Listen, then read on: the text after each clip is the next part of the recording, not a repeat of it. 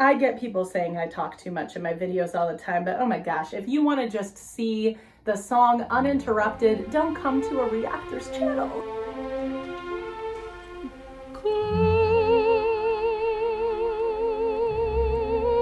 Hello Internet, it has been a hot minute, but I am back and very excited. As many of you know, my name is Taylor, but if you're new to this channel, my stage name is Cecilia, my legal name is Taylor. You can refer to me in the comments however you would like, that's just a distinction. But my company, Music Cecilia, is named after Saint Cecilia, the patron saint of music, on the wall right behind me. I am a performer with over 12 years of experience on the stage, in the studio, in addition to having a lot of experience as a music educator. I run my own home voice studio that is now something I am working for full-time by day, which I'm super excited to say. I have had a lot of different life scenarios happen in the last few years that have prevented me from uploading as frequently as I want to on this channel, but I upload whenever I possibly can. So if you enjoy this kind of content, please like, subscribe, all the good stuff that all your favorite YouTubers out there beg you to do. I can tell you it makes a humongous difference. I also am going to be offering online courses via the OutSchool program. These are learn at your own pace music related courses that are fantastic for all of you fledgling or established performers out there. So if that's something that you're interested in, more information will be down in the description. Whenever I get back into these type of videos on the channel, I always like to start with an artist that got us the following that we have in the first place. And one of those artists is the fantastic Angelina Jordan, a very skilled singer. I have mostly focused a lot on her videos of her performing when she was younger. Now I'm more interested in the work that she's doing more recently as an adult, as a more established artist in the industry. She put out a great EP. This video that I'm getting music from, or this particular song, came out about a year ago. And so I'm just ecstatic to be watching this artist and her growth. And I thought it would be great to return to the channel with one of her videos today. We're listening to Now I'm the Fool by Angelina Jordan from her EP that she released about a year, 2 years ago.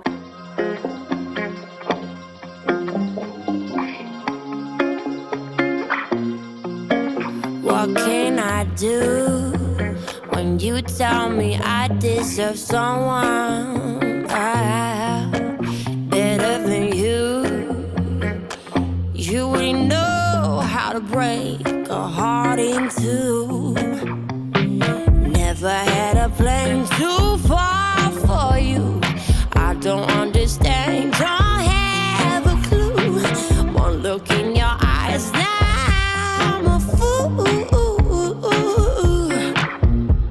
I know it's just another day in the world, but I'm stuck. This is an incredibly heart-wrenching song from the very start. This is a person that has had their heart broken by somebody who comes off as very self-deprecating, but it can also come off as like kind of gaslighty.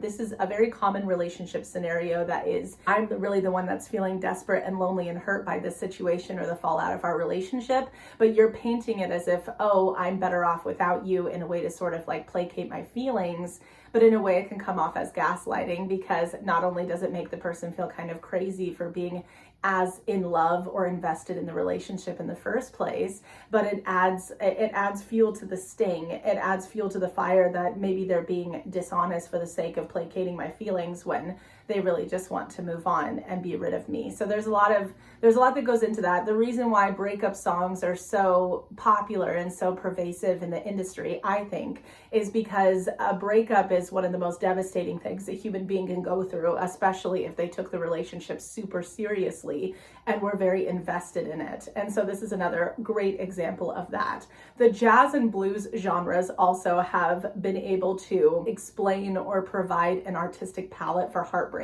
that is very unique to those genres, and particularly from the gut, particularly soulful and meditative, but also allows the artist because of the type of voice that an artist tends to occupy in these genres, to be very strong within their feelings as well. These are all things that Angelina is demonstrating here in this song. A little bit about the vocal quality for her. She is compared so much to other artists, especially Adele and Amy Winehouse. Those are the two that I've been seeing the most in comment sections of YouTube videos and in discourse online about her.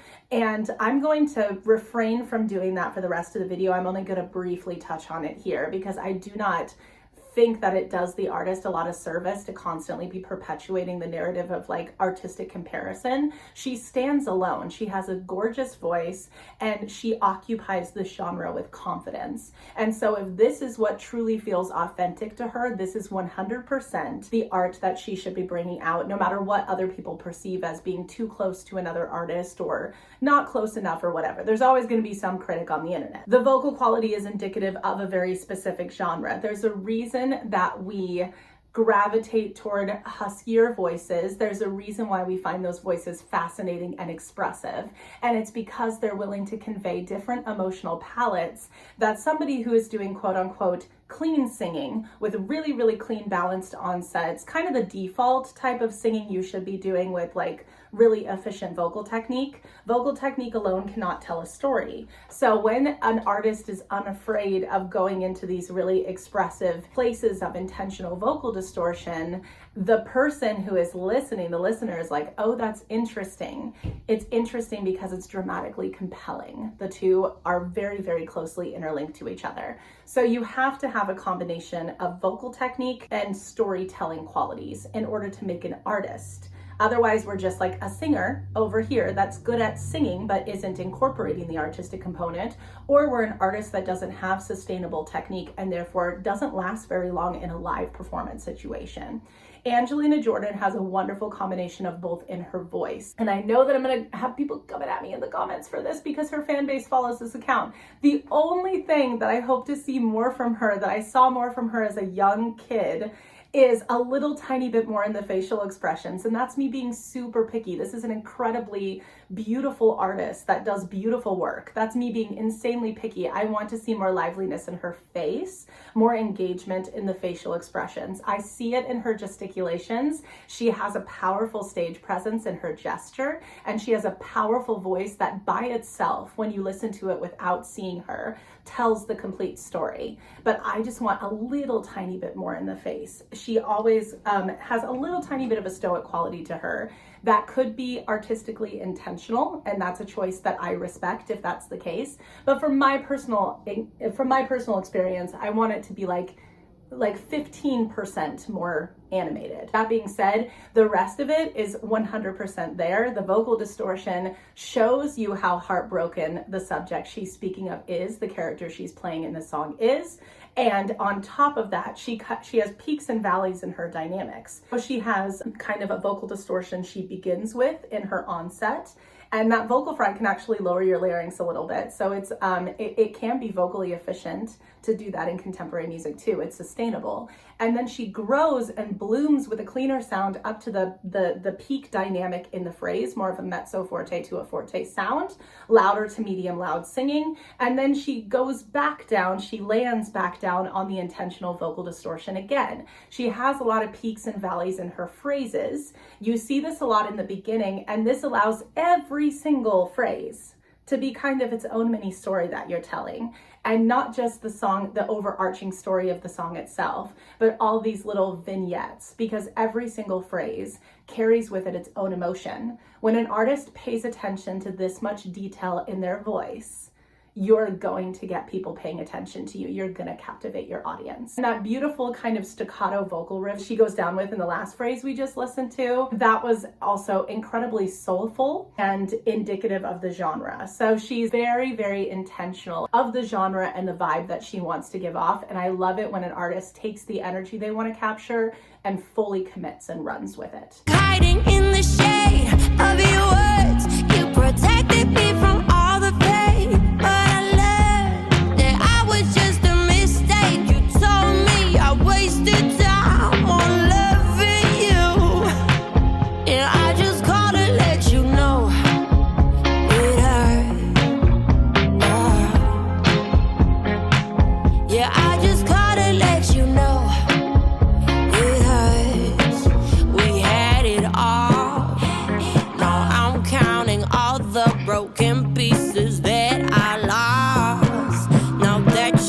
gone.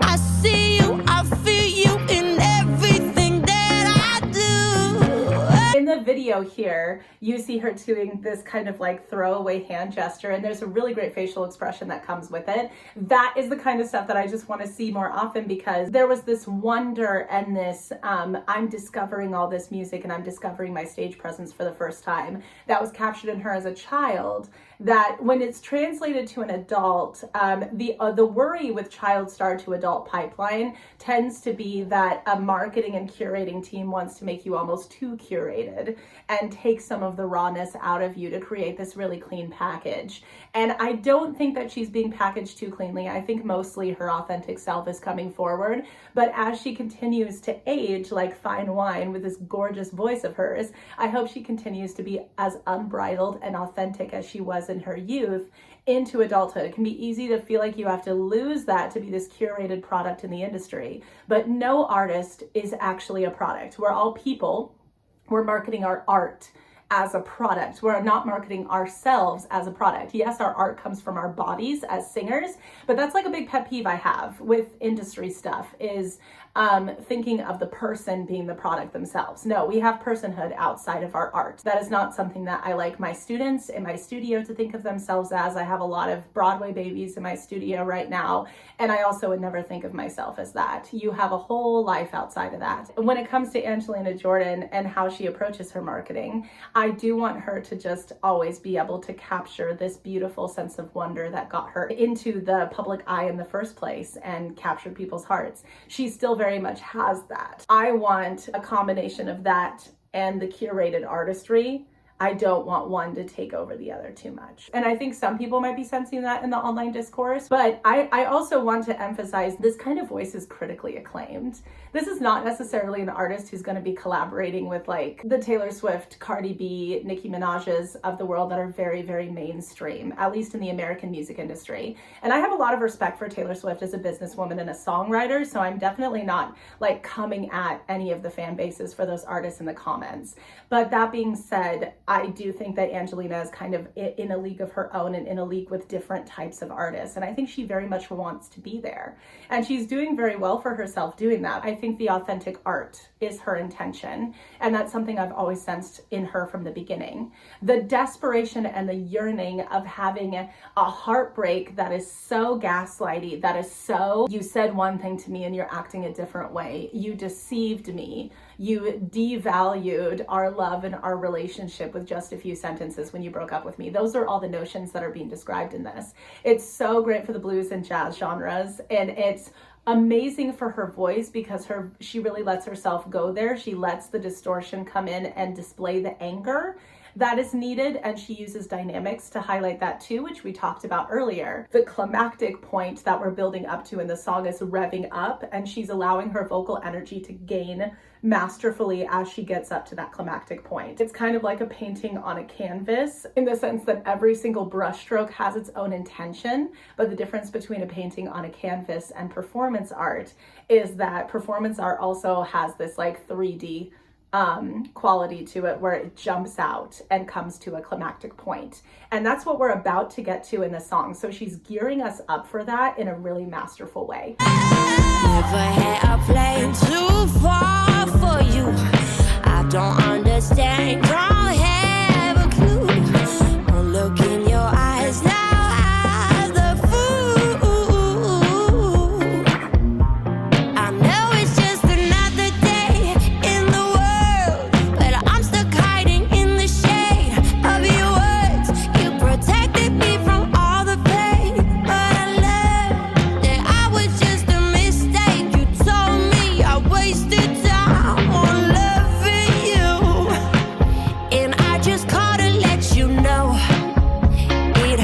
Just a mistake. You told me I wasted time on loving you.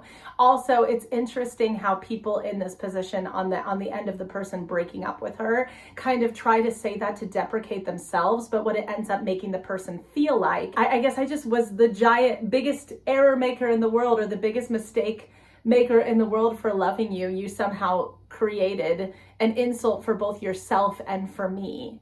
Like, I'm not an idiot for trying to get into this relationship. you know, so it claps back as an insult on the person whose heart you're breaking. And so it's a really devastating place to be in a relationship where somebody is kind of using it almost feels like they're weaponizing their low self-esteem against you and calling your judgment into question when you invested so much in this relationship. So this is there's a lot of visceral anger that she's gaining and getting at in her voice, and she's displaying this through there's more vocal fry coming in. She's not concerned about the clarity of the phrases, she's concerned about the expressivity of them, but then she comes up to these climactic points, these higher notes that she sings cleanly, or she sings those beautiful staccato runs, the short separated notes that come across as very sassy too. And that's a way of the character trying to claim more autonomy and more strength from themselves in a moment where they're being made out as this weak person who just made this giant error, like this whole entire relationship they were in didn't matter at all. There's such a sense of whiplash that comes with a breakup that this song so artistically conveys, and her voice is following suit with that. That's the most important thing about an artist. It lies in the details, and it lies in picking your moments of vocal distortion tastefully to tell the overall story. She's prioritizing herself as a storyteller, which is why Angelina is so special. Yeah, I just called to let you know it is my soul. It is my soul. Yeah, it hurts my soul. The writer of this piece emphasized "it hurts my soul," and she's emphasizing it in her masterful vocal runs for a reason. Vocal runs don't just exist to show off a singer. If that's all the only purpose they serve in a song, in my opinion, they're boring. They have to have an expressive purpose. They have to be equally as expressive as the song itself, as the lyrics. If they're not, then they turn into this kind of like throwaway thing by the singer. It's usually not as well supported, and the run is usually not as clean, or it's not as expressive, depending on what you're going for. What she is doing amazingly is enhancing the storytelling with the vocal runs. They're chosen to exist in certain places on purpose, and they are emphasizing the emotional intensity of a statement like "it hurts my soul." Like, you not only broke my heart, you hurt my soul, because you called all of my personhood and all of my ability to make a good judgment for myself in question. Lots of heavy stuff. And a lot of people just kind of listen to a breakup song on the surface and don't realize the guttural emotions that go into it. But if you listen to her emotional betrayal of this through her voice, you start to really be able to extrapolate those, and it's very special. And those moments of going into kind of brighter vowels where you're changing the vowel dramatically halfway through the phrase. When she switched to like an O to kind of an A, those two vowel shifts are very, very expressively different. The O can kind of sound more like a cry for help, and the A at the bottom, or that kind of like brighter vowel, adds some kind of like, for lack of a better term, stank to the vocal pitch, which is basically, it gives this like less clean quality, but more angry, more visceral quality. That is like, I'm crying. This song is kind of a cry for help, but I haven't completely lost myself. I'm still picking up the pieces of this. I'm still a mess, but I'm also strong and able to get through this, and courageous for even talking about it. It fits so well with her vocal tone quality.